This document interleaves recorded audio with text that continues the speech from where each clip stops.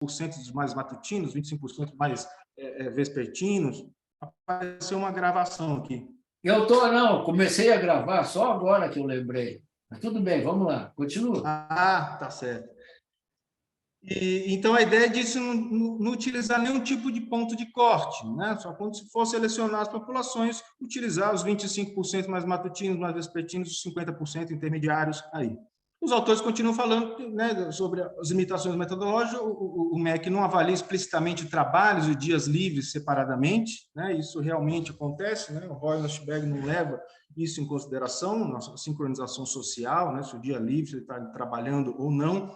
Nenhum dos itens pergunta sobre tempo real de sono ou exposição à luz externa, né? Aí eu acho que esse argumento eles emprestaram aí do Ronenberg, que foi um dos argumentos que ele se utilizou na criação do questionário de Munique, né? Não se pergunta que horas que o indivíduo está dormindo, que horas que ele está acordando. Fala sobre as preferências dele para realizar exercícios físicos, preferência de alimentação, preferências por horários e não o horário que ele está realizando o sono, e também não tem nada sobre a exposição à luz externa, né? E ele fala também de influência de aspectos demográficos ou socioculturais ignorados. Eu não sei se essa é uma crítica ao questionário de Hornberg específica, talvez sejam para todos os questionários, né? Isso aí seria uma crítica aos pesquisadores que se utilizam de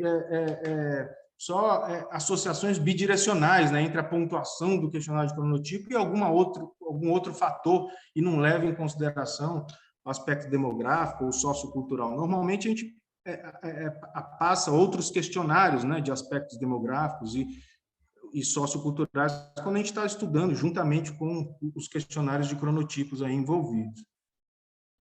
E aí, limitação metodológica do questionário de Munique, né, que ele fala, não incorpora hábitos sociais e refeições, realmente não se tem questões sobre a sincronização aí por alimento, por exemplo, ou outros hábitos sociais. O cálculo vai depender de horários de trabalho estruturado, então, se o indivíduo tem um trabalho que ele é freelancer, por exemplo, ou ele tem um trabalho que ele não é regular, isso também não está no questionário de Munique, né?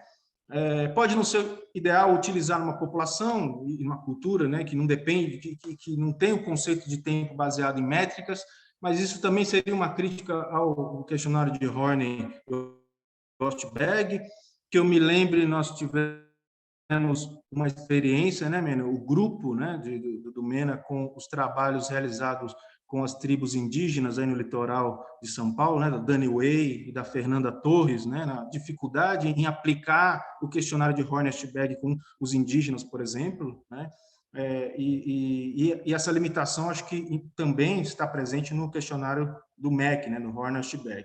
E não leva em consideração o processo S. O que quer dizer esse processo S? A dinâmica de pressão do sono. O questionário de Hornberg ele tem a pontuação dele geral, mas a gente tem outros fatores que podem ser calculados, né? Tem a pontuação geral e podem ser calculados outras dimensões aí que vão levar em consideração o processo S do sono, como o aumento da pressão de sono ou o aumento da dissipação dessa pressão do sono. São duas pontuações aí que também vêm no questionário de Hornberg, que é possível de se calcular, né?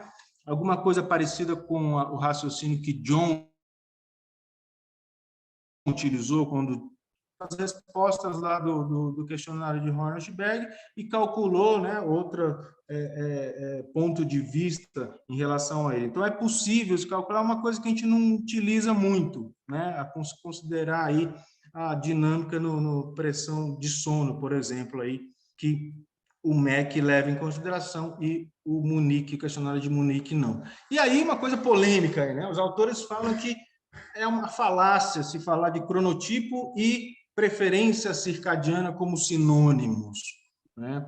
E aí que eu trago para a discussão, que eu acho que é interessante trazer no cronofórum, discussão sobre alguns temas, né, Mena? E aí vocês fiquem à vontade para se colocar em relação a isso. Então, diz que os artigos utilizam essas duas palavras, cronotipo e preferência circadiana, como sinônimos, né?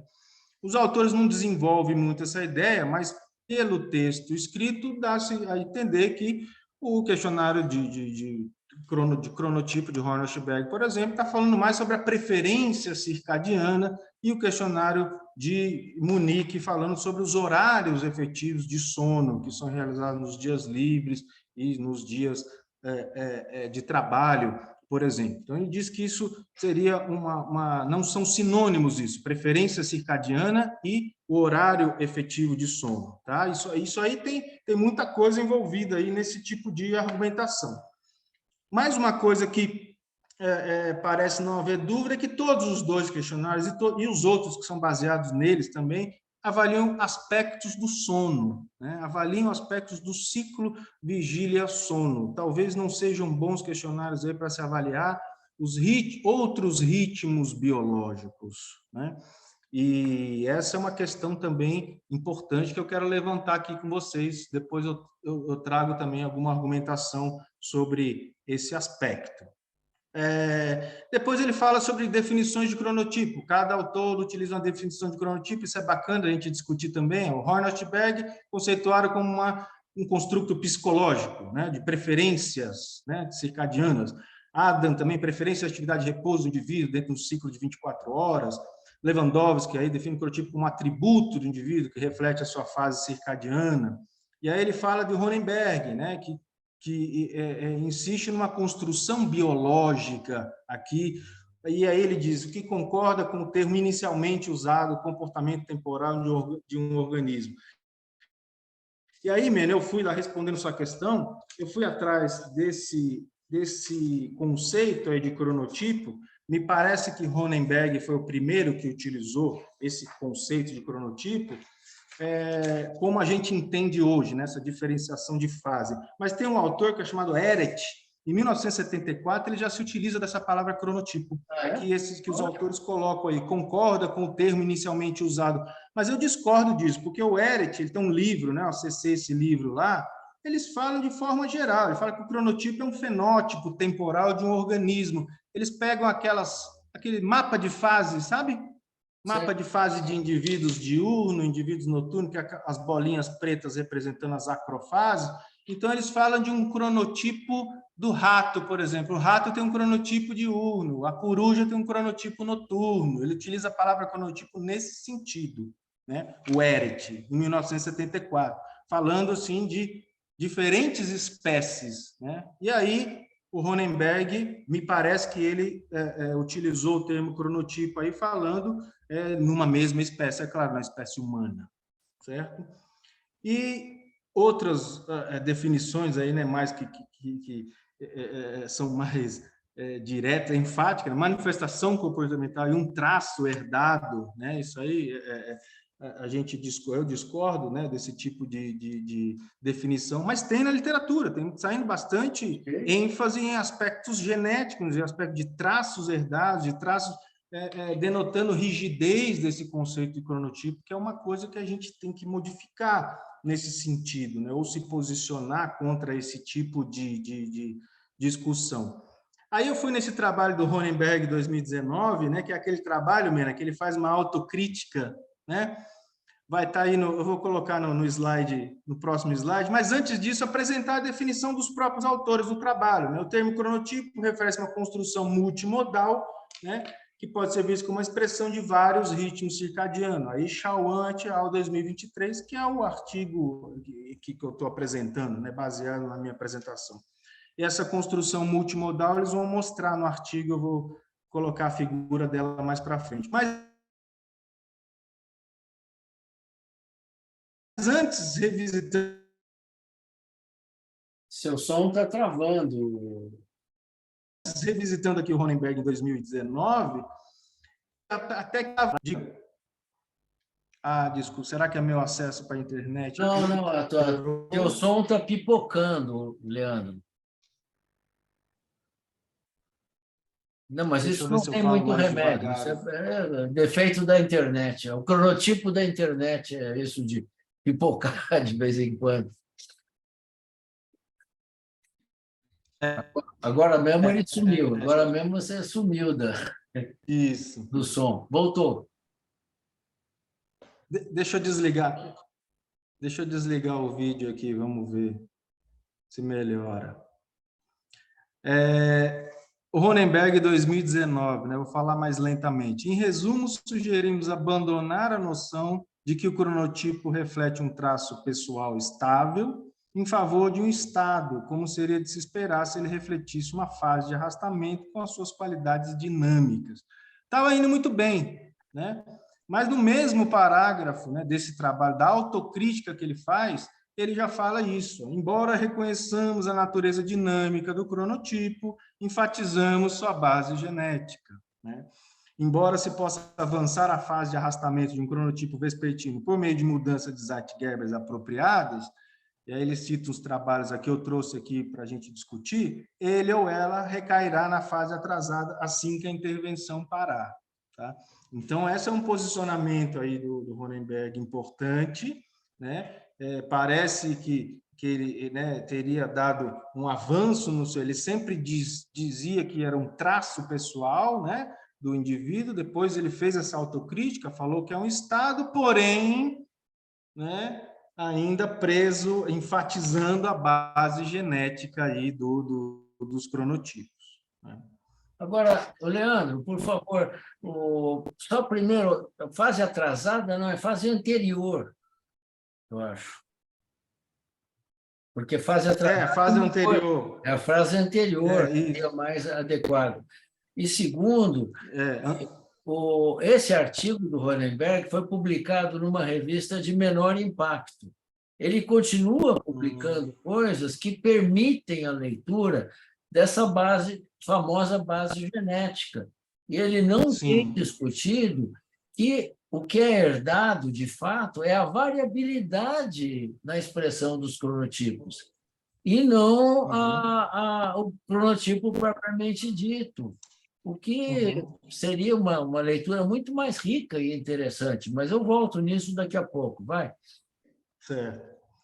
E daí os autores criticando, né, as versões dos questionários que enfatizam muito o sono, falam das necessidades de a gente medir indicadores fisiológicos, aí, melatonina, cortisol, temperatura, tem as diferenças de fases aí que vocês já conhecem entre os indivíduos mais matutinos, indivíduos mais vespertinos, outros ritmos aí também estudados, só que eles não se posicionam, falam, temos que estudar outros indicadores fisiológicos, além de só utilizar os questionários, né, que é uma coisa que fica, né, chato até, né, porque ainda mais na época da pandemia que foi possível fazer vários questionários online, esses números explodiram, né, e essas associações bidirecionais aí explodiram também em relação aos cronotipos, a necessidade de estudar indicadores fisiológicos. Eles não fizeram a problematização, mas eu faço, buscando um artigo aqui da Mongrain, em 2004, ela diz que a pontuação do questionário de cronotipo não é um bom preditor da fase circadiana.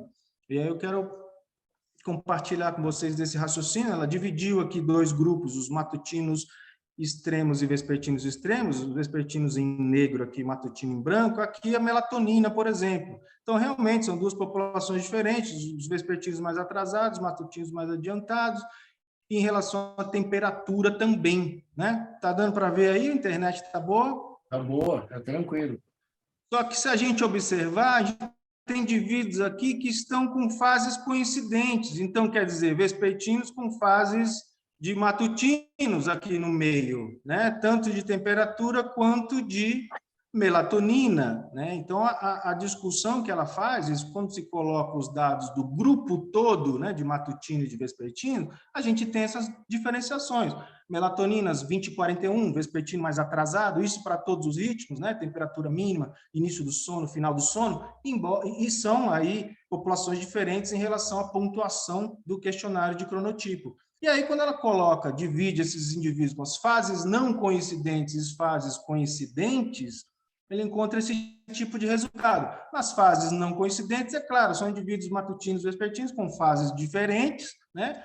Melatonina aqui 19h33 nos matutinos e meia-noite e 36 nos vespertinos, isso tudo vale para as outras variáveis, e quando a gente vê aqui as fases coincidentes, a gente vê o quê? Que o ritmo de melatonina, por exemplo, DLMO, é o mesmo aqui nos matutinos e nos vespertinos, tá? Então, o dito marcador, né, importante aí, que é a melatonina, ou a temperatura mínima aqui também, acontecendo 5 horas da manhã nos matutinos e 5h15 nos vespertinos, sem diferença nenhuma, embora eles tenham aí pontuações no questionário de cronotipo, um de 64 e de 33. Então, são populações diferentes, baseadas no questionário, né? Mas não tem as fases aí desses ritmos, por exemplo, medidos de forma diferente. Então, o Mongrain conclui que o questionário de cronotipo do Horner-Schreiber não é um bom marcador de fase. Tá? Isso é uma conclusão importante. A gente, quando estuda os cronotipos, acaba dando importância para o grupo dos vespertinos, o grupo dos matutinos. Esses são actogramas aí da minha tese de doutorado, né? Eu me lembro muito bem da Miriam Marques falando, você vai defender essa tese, você vai ter 10 anos aí para publicar trabalhos, porque são vários dados que você tem de levantamento, de estudos aí. Realmente, a gente publicou o último trabalho em 2021, falando o seguinte desse trabalho, falando que indivíduos, por exemplo, a gente teve um grupo de vespertinos que foram expostos a um desafio temporal para estudar às 7 horas da manhã.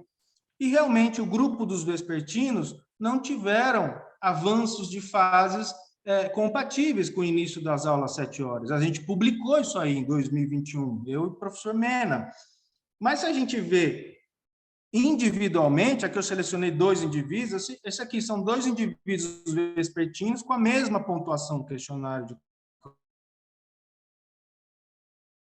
cronotipo, e que às 7 horas da manhã, a acrofase aqui do ritmo de temperatura periférica, e esse aqui, 3 horas e 40 minutos. São indivíduos completamente diferentes de fase, né? Esse indivíduo aqui à direita, ele se comporta aqui como um matutino, né? No ritmo de atividade e repouso aqui, 17h43 a acrofase, e no outro aqui, às 15h56. Então, o que a gente faz? A gente acaba colocando no mesmo grupo, né? Tratando os indivíduos vespertinos e indivíduos matutinos como grupos homogêneos, né? Isso e quando a gente calcula médias e tal, a gente acaba perdendo um pouco a variabilidade dentro do grupo, né? Isso aqui são 2 indivíduos que têm a mesma pontuação no questionário de cronotipo, aí, por exemplo.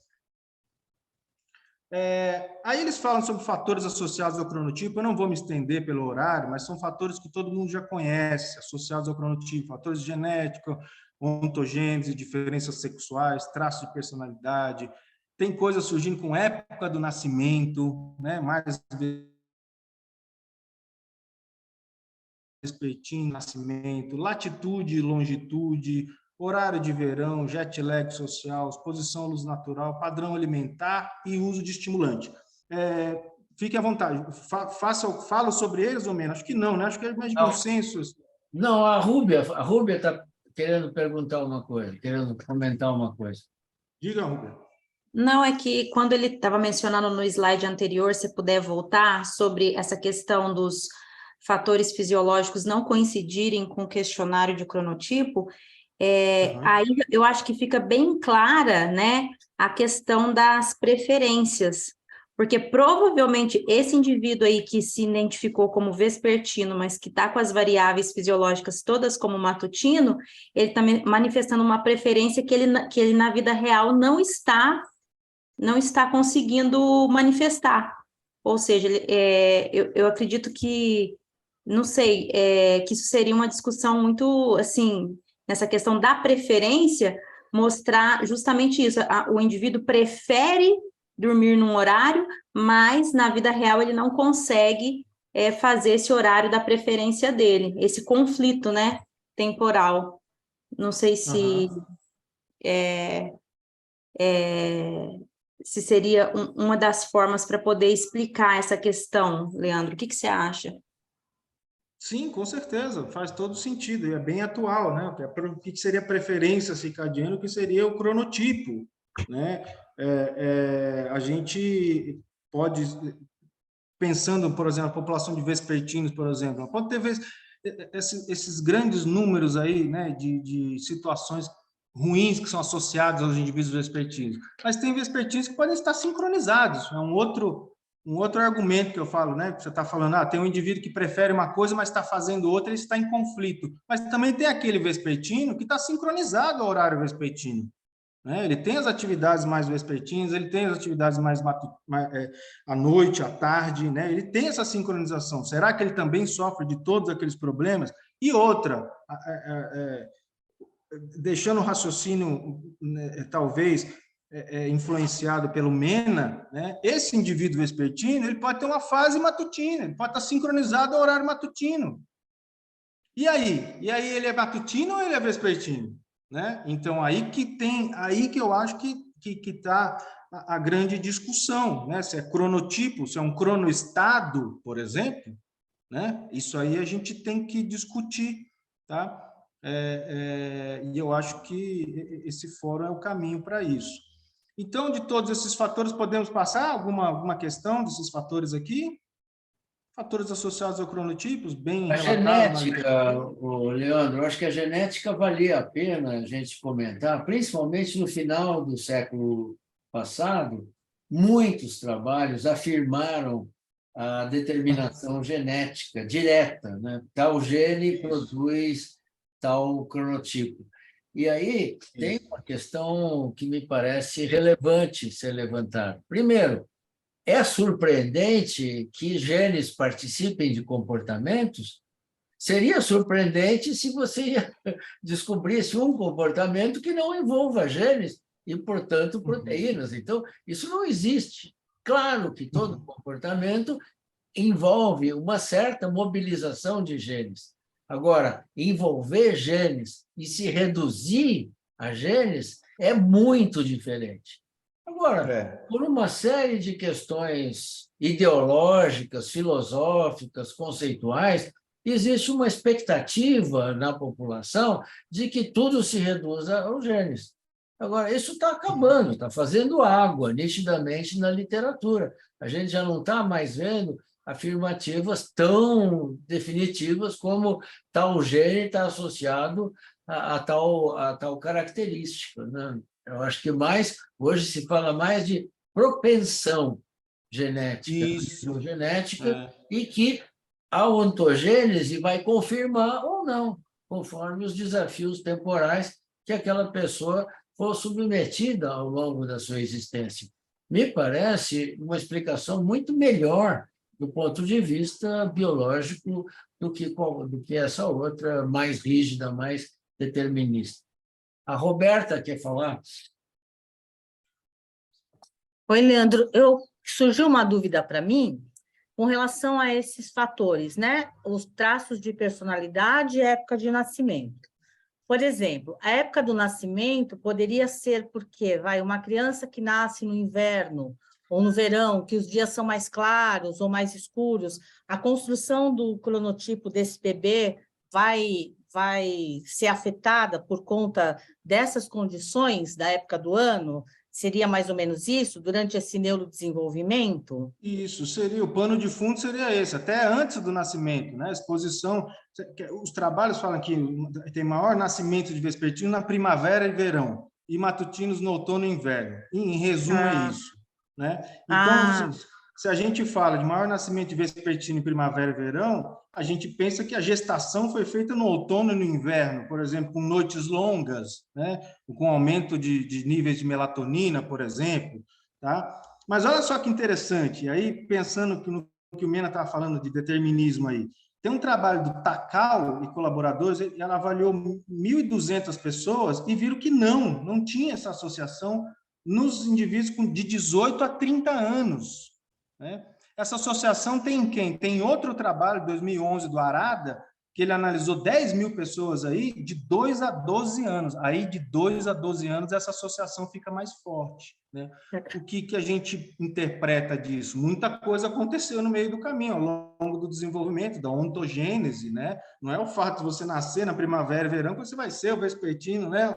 O resto da vida, né? Passou 1 ou 2 anos ou 3, de acordo com a história fótica aí do indivíduo, né? E das relações, essa associação já se perde mais para frente.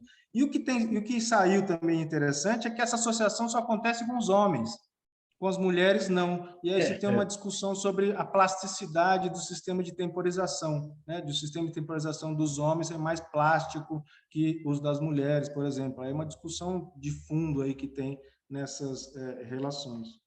E o traço de personalidade teria a ver com o quê? Sim. Personalidade eu não sou a melhor pessoa para falar, mas eu analiso de uma forma rasteira, né? Eu vejo só os resultados que tem. Mas olha os tipos de associação. Associação de matutinos com maior estabilidade emocional, maior conscienciosidade, maior amabilidade, tem isso nos trabalhos, maior persistência, autodirecionamento, cooperação, empatia, essas palavras aí como traços de personalidade de matutinos. E os vespertinos lá, extroversão, neuroticismo, propensão à psicose, né? Tem autores aí preocupados com isso.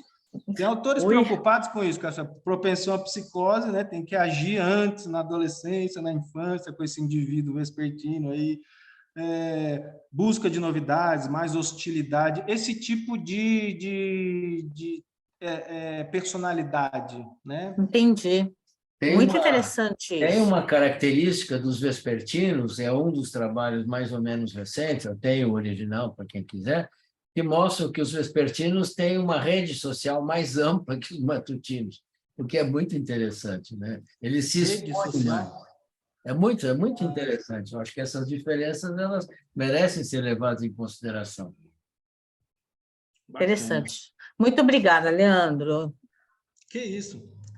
Aí os autores começam a refinar aí, né, o conceito de cronotipo, na opinião deles, né, falando que a gente tem que ultrapassar essa visão simplista do cronotipo com foco desproporcional nos aspectos do sono, né?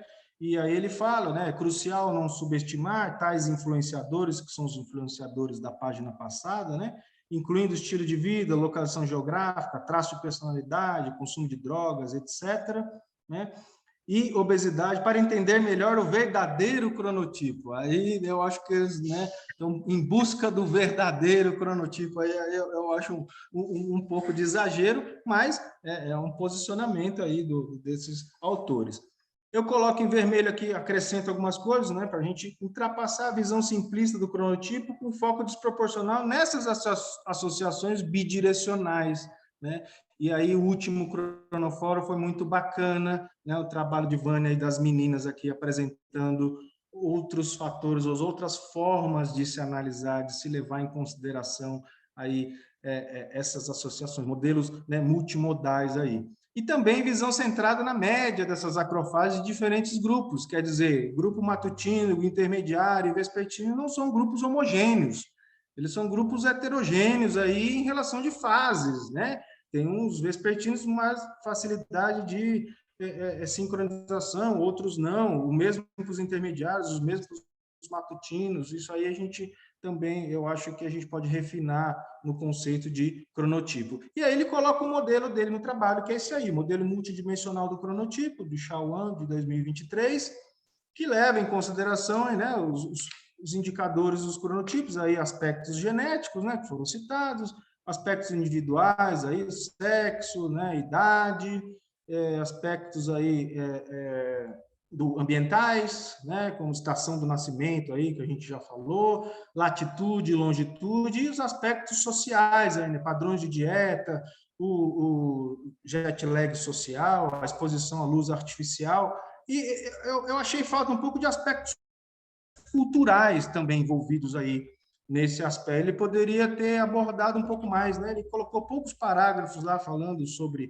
esses aspectos culturais, mas também isso é uma coisa que é ausente, praticamente ausente na literatura, né? Aspectos culturais. Aí eu chamo a atenção de um trabalho aí que foi feito por Pandey, colaboradores na Índia, né? Mediram aí os cronotipos, fizeram medidas de cronotipo em adolescentes, e adolescentes é de se esperar o atraso de fase, né? Uma grande proporção de indivíduos vespertinos, né? E eles viram que 59% dos alunos são matutinos nessa fase, aí, 33% intermediário e 8% vespertinos na Índia, né? E os autores discutem aí a doutrina do Brahma Muhurta, né? Nesse aspecto cultural, como as orações que são realizadas pela manhã, né? E a valorização pelo acordar cedo, pela matutinidade nesses vídeos, isso é um aspecto cultural importante a ser relacionado aí e que apresenta essa diferente distribuição aí quando comparado com outros locais aí na Índia, né? E aí, finalizando, ele fala das direções futuras, a gente pode discutir medidas de avaliação dos cronotipos mais abrangentes, além do sono, né? Inclusão de hábitos alimentares, influências sociais e culturais, aí ele coloca as influências culturais nesse contexto. E aí uma coisa que a gente pode pensar, né, Mena, e para trazer para a discussão, é o conceito aí, né, que o próprio autor levantou, mas ele não arrematou, mas da preferência circadiana, do cronotipo, do cronoestado, né? Mena, acho que levantou a mão.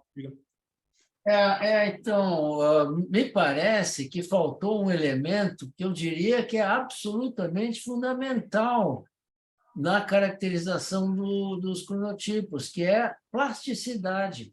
Ao mesmo tempo que você desenvolve ao longo da tua vida uma certa preferência circadiana, você conserva, por herança, até do ponto de vista evolutivo, a possibilidade de mudança. E eu acho que um dos temas interessantes de pesquisa é por que algumas pessoas conseguem mudar de horário, de atividade, com alguma facilidade, enquanto as outras sofrem muito. E eu ousaria propor, e é uma hipótese, e ela está na mesa para quem quiser desenvolver uma pesquisa a respeito, que isso é uma coisa que se adquire muito precocemente na vida. E quanto mais precocemente, mais forte é essa influência e mais duradoura. Eu estou inspirado aí nos trabalhos da Trinitat Cambras, da Universidade de Barcelona, que mostrou isso em ratos, que a exposição do ciclo claro-escuro ou de claro constante, na primeira infância, altera a expressão desses ritmos na idade adulta, mostrando que influências bem precoces, bem no começo da vida, podem ter consequências de longo prazo. Essa questão me parece muito pouco explorada, e ela está junto com a plasticidade. Porque mais importante do que herdar um cronotipo matutino ou vespertino é você herdar, enquanto espécie, a possibilidade de adaptação, de ajuste do seu cronotipo. É isso. Isso, perfeito, mano. Eu lembro muito desse trabalho da Trinity, né? Aumentou a força de acoplamento, né?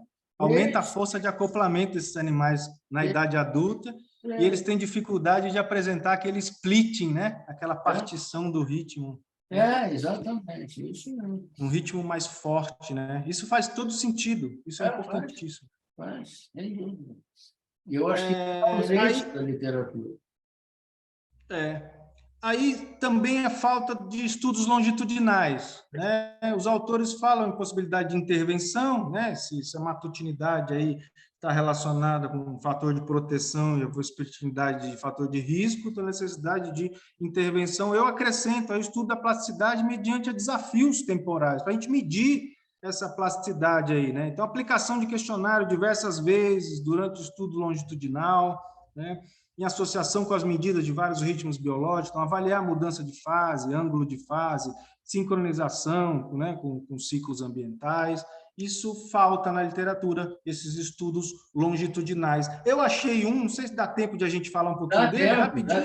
Dá tempo. Dá tempo? Tranquilo. É um trabalho aí do pessoal, Facer Shields, ó, tem a Débora no meio do pessoal aí, publicado na Sleep Medicine em 2019, esse trabalho. Eles fizeram uma intervenção com indivíduos extremos aí, vespertinos, né, mostrando a possibilidade de modificação de fase, né?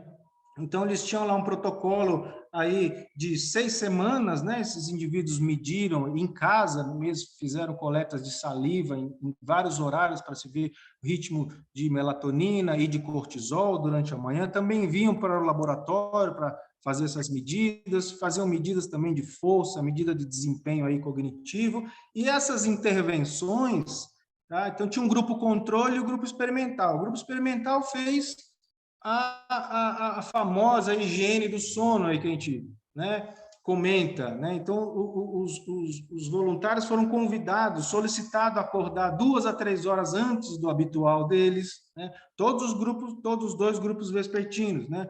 Solicitado a ficar em exposição à luz pela manhã, né, luz externa, manter horário de sono de vigília regular entre semana e final de semana, limitar a ação de luz à noite, horário regular de alimentação, não pular café da manhã, tomar café da manhã logo após acordar, almoçar no mesmo horário todo dia, não jantar depois das 19, não tomar cafeína após as 15, não cochilar após as 16, se faz exercício, fazer durante a manhã, né?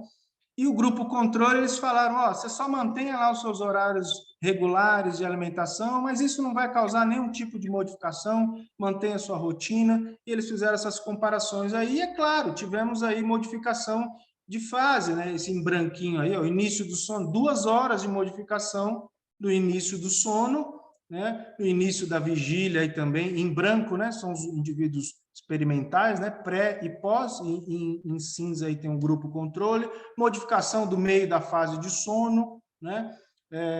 Latência do sono não teve modificação, duração do sono também não, eficiência do sono também não teve modificação, e aí a modificação dos ritmos de cortisol, ó, 2 horas de avanço de fase aí, antes e depois aí dessa intervenção, tá? E de melatonina também, tá? Não teve diferença na qualidade do sono, nem na sonolência. No humor teve algumas diferenças que está aí na próxima página, mas ele tem aí diferenças nos horários do café da manhã, avançou o horário do café da manhã, avançou o horário aí do almoço, né? O horário do jantar também, e melhorou também os índices de depressão. Aqui à esquerda, né, a gente vê aqui os índices de depressão diminuindo, de ansiedade não teve modificação, e níveis de estresse no grupo experimental, né? Então, se fala aí sobre, claro, a possibilidade, quando eu dou palestra dos cronotipos, os alunos falam, eu sou vespertino, mas eu consigo modificar alguma coisa? É claro que consegue, né? A cronobiologia está aí, né? É possível de se expor a ciclos de alimentação, de ciclos sociais ou ciclos claros e escuros que vão modificar a sua fase, e aí modificar bastante, né, a sua fase, e é possível sim, né, essa modificação. Tá? É claro que aí com o estudo da plasticidade a gente vai ver, né, que indivíduos que vão ter mais dificuldades, indivíduos que vão ter menos dificuldade em fazer essas transições, aí, esses avanços de fase. E, por final, ele tem a direção futura, falando de necessidade também da diferença entre sexos, né? O estudo de plasticidade. A gente publicou um trabalho em 2014, falando aí da diferente plasticidade entre homens e mulheres aqui, né? Então, as mudanças no cronotipo acontecendo de uma forma mais maior, né, nos homens aqui, com uma plasticidade maior, então atrasando mais a fase na adolescência e adiantando mais a fase aqui, avançando mais a fase na senescência, uma plasticidade menor aqui entre as mulheres. E são estudos aí também, uma linha de estudos aí importantes que pode, que tem sido a medicina do sono também tem se debruçado agora com diferença entre gêneros, também tem problemas as mulheres apresentam mais problemas de insônia e também algumas doenças crônicas e não transmissíveis relacionadas com a insônia, tem mais associação com mulheres e não com homens, então tem aí muita coisa para ser pesquisada essa diferença entre sexos e na área dos cronotipos também. E eu não poderia deixar, viu, Mena, colocar aqui os modelos animais. Claro. Você lembra, né? A gente estudou, tentamos estudar os modelos animais para os cronotipos, a gente não teve muito sucesso, né? E aí a gente foi estudar os humanos, mas esse aspecto às vezes aparece. Antigamente aparecia com octondegos, já teve experimentos com drosófila, experimento com aves, e ultimamente, em 2019, eu achei do nosso amigo Roberto Refinetti. Ele fez com esses esquilinhos aqui simpáticos, né? E ele viu aqui uma distribuição normal, né? O horário de início da atividade desses animais, colocou em laboratório, ele viu aqui também a associação com o período endógeno, aqui, período em livre curso, e ele viu que essa primeira medida e segunda medida, ele fez 6 meses depois, ele viu que era uma característica mais ou menos estável, que não dependia da estação do ano, né? Então, esses animais tinham uns mais matutinos aqui, outros mais vespertinos, e por último aqui tem os actogramas desses dois animais, aqui de um indivíduo mais matutino, né? Esses indivíduos são diurnos, e aqui um outro mais vespertino começando a atividade aqui bem tarde, né? E apresentando também alguma atividade na fase noturna. Muito mais estáveis também, Leandro, né? Muito mais estáveis, né? Sem dúvida, muito mais estáveis, né? Resta saber se acontece na natureza isso também, né? Porque a atividade noturna para esse tipo de esquilo, eu imagino que possa significar aí uma predação, né?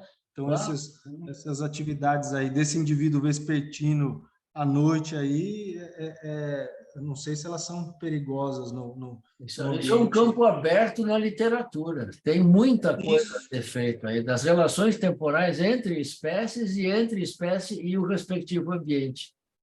Disponibilidade de alimento, por exemplo, presença de presa ou predador, tem pouca coisa na literatura. E é um campo aberto para nós.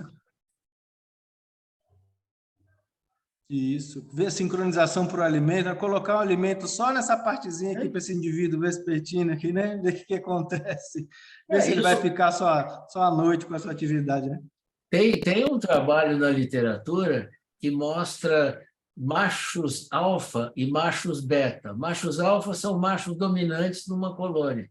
Os machos alfa comem à noite e os machos beta deslocam a sua alimentação para o dia, para o claro, quando os alfa estão dormindo. Então, eles aproveitam para comer. É muito interessante isso e, infelizmente, é pouco citado. Por quê? Porque a ânsia de buscar o verdadeiro cronotipo, ela está presente em muitos trabalhos ainda. É aquele que bate com os genes, enfim, essa coisa toda. Tá certo. Valeu, obrigado pela atenção, pessoal. Meus e-mails aí, para quem quiser. E aí estou aberto aí a colaborações científicas, parcerias, e sempre é um prazer colaborar com o Cronofórum, né? Um evento que eu fico muito feliz de ter participado. Ô, Leandro, a gente tem mais meia hora, então você pode abrir para mais perguntas. Eu não sei se você pode ficar. Posso. Pode ficar. Eu teria, pelo menos, uma oferta de artigos. Sobre cronotipos, por exemplo, eu tenho uma quantidade enorme de artigos que eu posso disponibilizar, eu posso mandar, através da Eva, essa lista. E além disso, eu tenho o que foi acumulado de leitura interessante durante a semana, que eu vou mandar pela Eva também, 2 mensagens separadas. Então, quem quiser, é só olhar o título dos artigos e me pedir.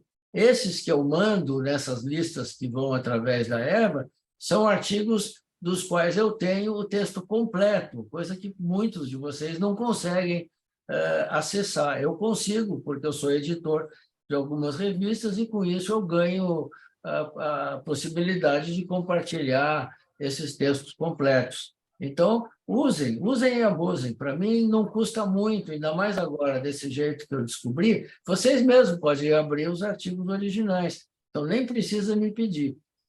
Tá?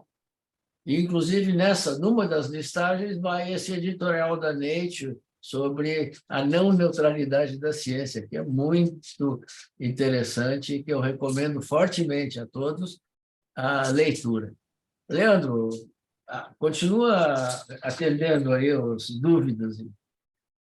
Sim, eu gostaria sim de ter acesso aos artigos, sim, Mena. Eu vou mandar para todo mundo, através da Eva, na lista do Cronofórum. E ali na lista do Cronofórum, vocês dizem, Mena, eu quero esse aqui, me dá o título ou o número do artigo. Agora, é importante que vocês diferenciem de qual lista vocês estão falando. A lista dos cronotipos, especificamente, que esse está todo numerado, e da lista do Cronofórum, de cronobiologia, que eu não numerei ainda, mas eu vou numerar antes de mandar para a Eva.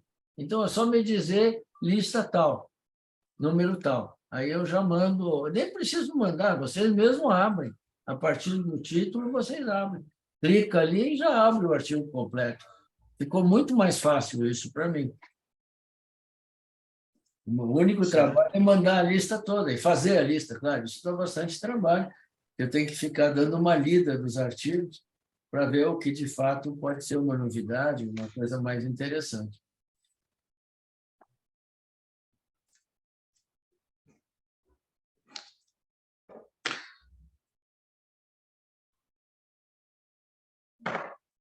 E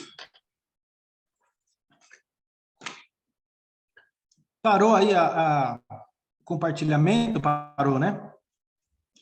Parou o compartilhamento, parou. Eu coloquei o vídeo aqui, acho que a internet melhorou agora. Estou à disposição, pessoal. Então. O Carlos está com cara de quem vai fazer uma pergunta, Carlos? Não? Só cá? Eu gostaria de fazer uma pergunta. Ó, tá vendo? Tava com cara. Adivinhou, hein, Mena? Não, você revela tudo. Né?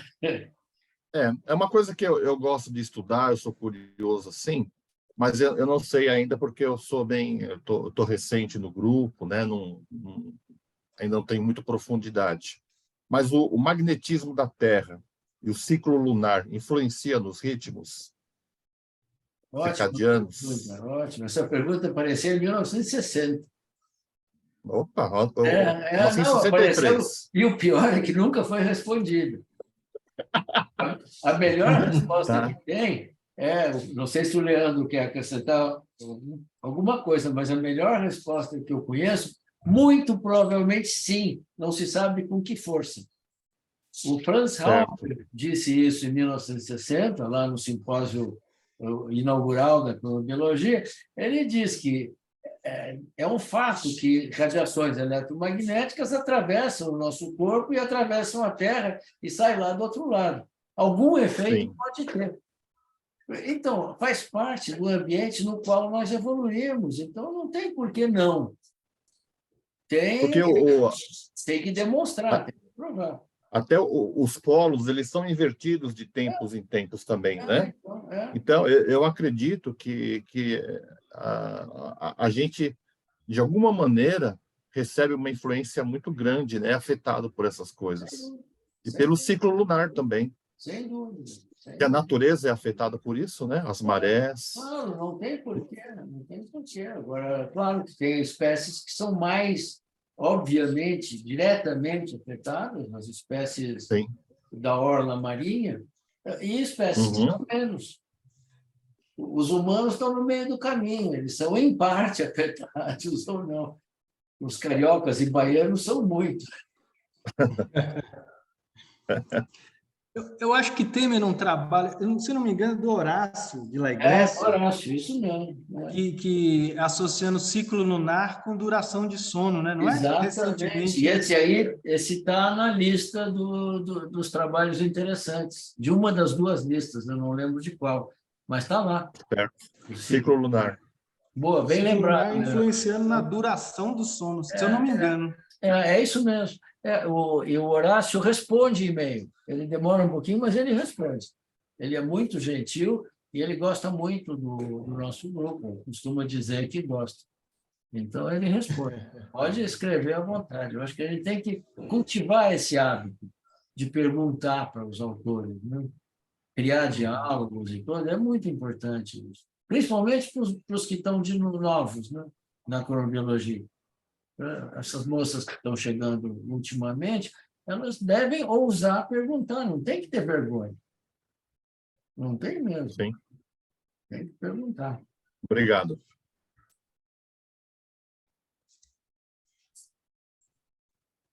Eu queria perguntar uma coisa que é sobre os bimodais.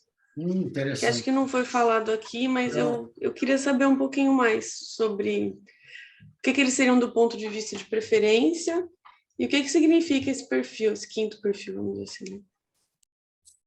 A pergunta é ótima, e ela vem de um laboratório muito criativo, que é o laboratório onde o Leandro está fazendo o pós-doc dele. Você quer responder, Leandro? Acho que a bola pode ficar no seu pé.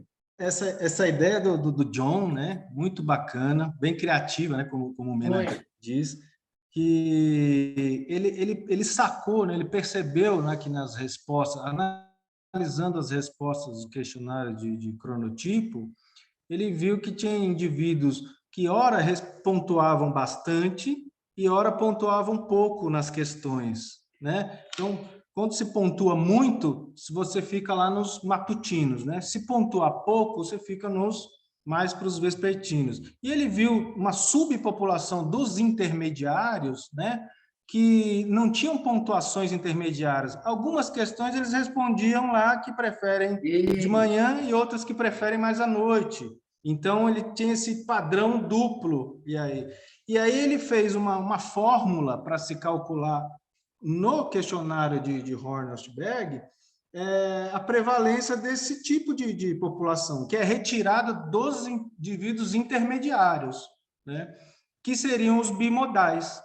E aí, John empresta também, né, uma base teórica do Horácio, né, de La Grécia, falando de osciladores, né, e alguma coisa do Pitendorf, eu acho, né, Mena, que fala de osciladores matutinos e osciladores vespertinos.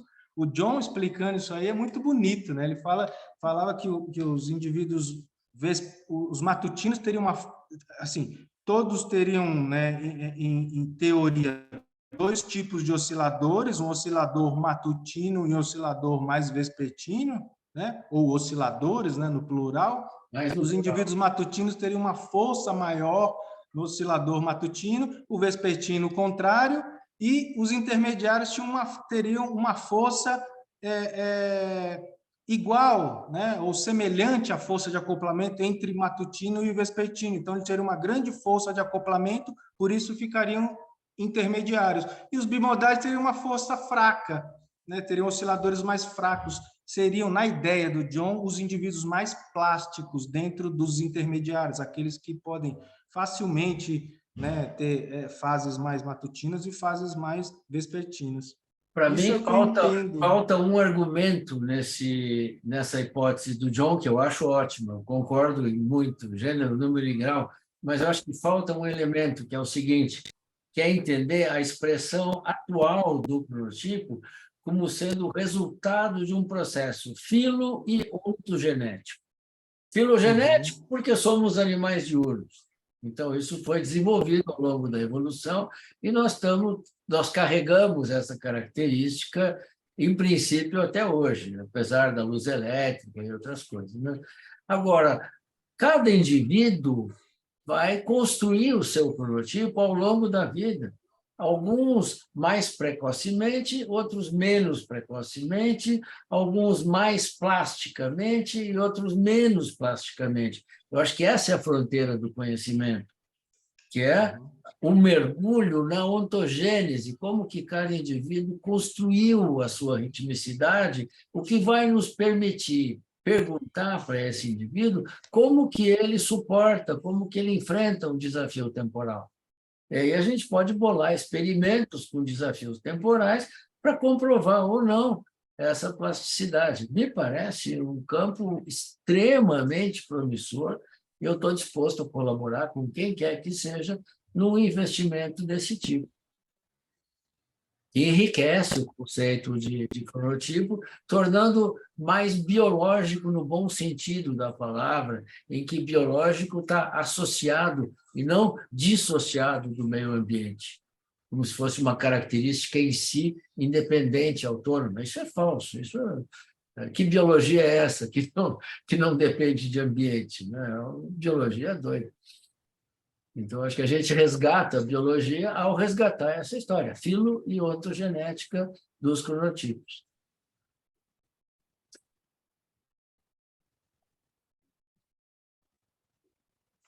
Eu acho maravilhoso isso aí, Mena. A história fótica e não fótica, né? Que os indivíduos foram, ao longo da ontogênese, né? Ao longo do desenvolvimento, que eles foram expostos. Né?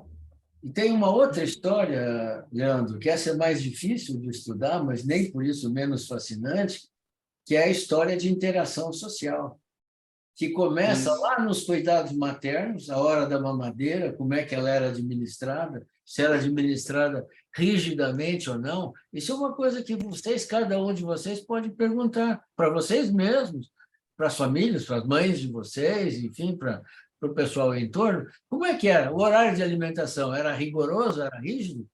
Tinha que ser para a saúde da criança? Ou era mais de livre vontade, de livre apetite?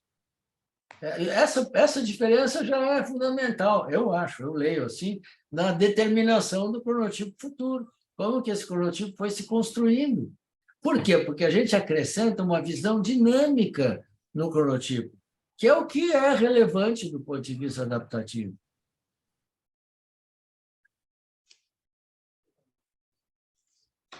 A Rúbia queria dizer alguma coisa. Não? Não, eu só tô, é que você está falando, eu tô raciocinando em cima dessa plasticidade, porque o que me ocorreu, né? A gente está discutindo o papel do ambiente. E quando a gente coloca a questão ontogenética, eu fiquei pensando até que ponto um fator será que seria um equilíbrio entre os dois fatores, ou um fator dominaria o outro? Seria a mais importante, eu não diria, mas seria mais predominante sobre o outro? Como que seria essa distribuição? Mas eu acho que não tem uma resposta, né? Como que seria? A resposta eu acho que existe, Rúbia. É muito complexo. Isso ajuda a gente a entender por que que os indivíduos humanos hoje, adultos, por exemplo, são tão diferentes entre si. E por que que essa busca do cronotipo certo é fictícia, é conto de fadas. Não existe. Existe o cronotipo que o cara construiu ao longo da vida dele. E isso é fascinante. Como que ele construiu e quais foram os pontos de viragem. Se é que teve algum. Pode ser que não tenha tido. O que eu tenho percebido, né, ao longo desses estudos, é que essa plasticidade ela acontece, mas ela tem tipo como se fosse um intervalo, né? Um intervalo em que ela se acomoda. Só que esse intervalo ele é maior em algumas pessoas e é mais estreito em outras. Então, essa que é a questão. Algumas pessoas conseguem avançar ou adiantar, né, atrasar ou adiantar mais a fase dentro de certos limites, e outras menos, né? Agora, a combinação dos fatores, eu acho que é complexo, né? Avaliar. E com certeza o papel do ambiente é crucial. Eu acredito, eu ainda diria, não sei, uma hipótese, a primeira infância, eu acredito que também seja um momento assim muito crucial. Tudo que é construído ali durante a primeira infância, eu acho que vai refletir muito nas outras fases do desenvolvimento. Mesmo a plasticidade. Não sei, uma hipótese. Bom, vamos comparar um bebê criado rigidamente do ponto de vista temporal, com horário marcado para tudo, para comer, para brincar, para dormir, com outros criados mais livremente. Só isso já vai nos dar uma bela indicação. Isso existe na sociedade, existem cabeças de mães, de pais, mais rígidas, menos rígidas, mais exigentes, menos exigentes, mais temporalmente fixas e outras mais temporalmente variáveis, até por experiência própria, né? Isso é fascinante, fascinante, porque aí nós vamos poder, sim, pensar numa intervenção eficaz, porque nós vamos ter compreendido melhor os cronotipos. E aí essas perguntas que o Leandro avança, se é possível mudar os cronotipos, a gente vai entender por que alguns conseguem e outros não. Uns conseguem parcialmente, outros não. E essa mudança, ela poderia ser intencional, né? No sentido de trazer um bem-estar, vamos dizer, né? Por exemplo, eu atendo muitas crianças que vêm com uma questão aí do neurodesenvolvimento, às vezes vêm com quadros, né, de questões cognitivas, e o que eu percebo, né, que em muitos dos quadros, essas crianças são muito desorganizadas temporalmente, até mesmo por horários desorganizados, rotinas desorganizadas. Então, talvez uma proposta de uma reorganização temporal, vamos chamar assim, seria uma forma também de tratar, né? Vamos chamar terapêutica no sentido de trazer um ajuste melhor para essa criança ou para essa pessoa, de uma forma geral, né? Seria isso? Também, sem ser simplista demais, né? Não quero ser aquela questão direta, mas assim, o fato da gente propor que hajam alguns ajustes para a família, para as rotinas, para as refeições, algumas coisas assim, poderia gerar uma plasticidade positiva, talvez. Talvez, né? Talvez. Lembrando que plasticidade é o que nós carregamos filogeneticamente. Nós Sim. carregamos essa característica, é a capacidade de adaptação ao ambiente cíclico variável. E para o bem e para o mal, né? Para o bem e para o mal. Isso, boa, bem lembrado, bem lembrado. É. Muito interessante, né? Essa discussão aqui, né? Eu acho. Eu acho, assim, é uma discussão bem complexa, porque eu estou pensando aqui um exemplo que eu tenho em casa, o meu filho de 6 anos. É uma luta quando eu quero adiantar os ritmos dele. Assim, ele tem uma atividade todo dia de manhã às 7 horas, mas vários dias da semana ele não consegue acordar. Quando eu adianto o horário, consigo levar ele, ele chega da escola às 5 horas, não consigo, ele vai capota, dorme, depois não consegue dormir 9 horas da noite, e vai para dormir mais tarde, no outro dia ele já não consegue acordar cedo. E é uma briga. Se eu não tiver essa briga, todo dia ele dorme numa boa entre 10 e 11 horas e acorda no outro dia entre 10 e 11 horas. Mas se eu quiser adiantar o horário dele, é uma luta todos os dias. É um desafio para você, principalmente. É um desafio para mim, porque ele chega e ele chega mole e dorme, tipo, 6 horas da noite, acorda às 7h30 e depois não consegue dormir, dar sequência no sono, entendeu? Então, assim, eu fico nessa briga, né? É bem complicado. Se você quiser, Rubio, eu posso compartilhar um pouco a experiência que a gente está tendo com as nossas filhas pré-adolescentes e adolescentes, uma de 11 e outra de 14 anos. Mais ou menos é o que você está contando. De manhã, às vezes, difícil colocar uma rotina, né? E Então, a gente está criando novas formas de acordá-las. É difícil, mas é difícil. De manhã cedo é uma luta. O sofrimento dos pais, né? Tá bom. Bom, gente, se não tem mais nada, a gente pode encerrar, sem o menor problema. Nós já estamos bem perto do horário limite nosso. Alguém tem mais alguma declaração para fazer, alguma coisa a dizer? Então, eu vou encerrando a gravação e dizendo que ela vai ficar disponível, não toda, né? Porque eu só lembrei de gravar mais adiante, mas a gravação vai estar disponível para quem me pedir. Essa sim precisa me pedir.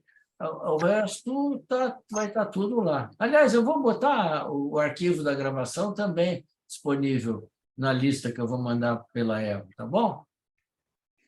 Então, eu estou parando a gravação